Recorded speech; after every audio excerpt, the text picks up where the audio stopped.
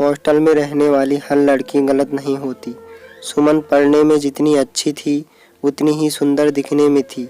सुमन एक इंजीनियर की पढ़ाई पूरा करने के बाद नोएडा में नौकरी कर रही थी। एक दिन घर से फ़ोन आता है कि सुमन घर आ, तुम्हारी शादी के लिए एक लड़का देखा है। फिर क्या था, सुमन भी अपने माँ बाप की बात मानकर चली आई और लड़का देखा और पसंद भी कर लिया।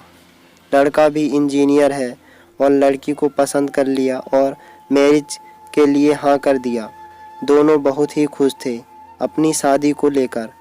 अंत में दोनों की मैरिज हो ही गई। आज शादी का पहला दिन था। लड़के का नाम मनोज है। मनोज ने सुमन से पूछा, जब इंजीनियरिंग कर रही थी तब हॉस्टल में रहती थी ना? सुमन ने बहुत खुश होकर बोला, हाँ रहती थी। फिर तो तुम्हारा कोई बॉयफ्रेंड भी होगा? सुमन ने बोला, जी नहीं, ऐसी बात नहीं है।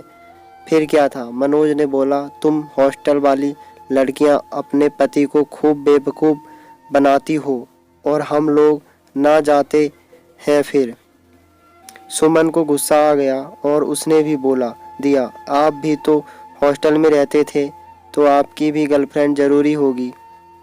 मनोज को गुस्सा आ गया और बोला, क्या सब लड़के के एक जैसे होते हैं? फिर सुमन ने यही बात बोली, मनोज सब लड़कियों को भी एक जैसी नहीं होती हैं। मनोज ने बोला, तुम इतनी सुंदर हो, ज़रूर कोई होगा। फिर सुमन ने बोला, तुम्हारी बहन भी तो हॉस्टल में रहती है तो भी बहुत सुंदर है, तो उसका कोई बॉयफ्रेंड होगा।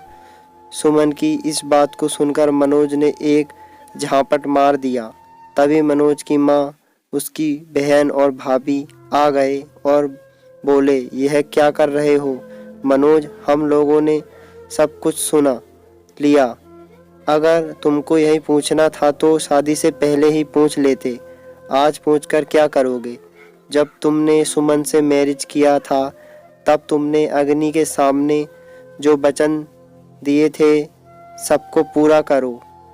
तुम्हारी बहन तो 5वीं क्लास से हॉस्टल में ही रहती है, लेकिन उसका तो अभी तक कोई भी बॉयफ्रेंड नहीं है। मनोज, हर लड़कियों एक जैसी नहीं होती। कोई भी रिश्ता बिना विश्वास के नहीं चलता है। पति और पत्नी के रिश्ते में विश्वास होना बहुत ही ज़रूरी है। फिर मनोज को अपने किए पर बहुत शर्म आने लगी और उसने तुरंत सुमन से माफ़ी मांगी।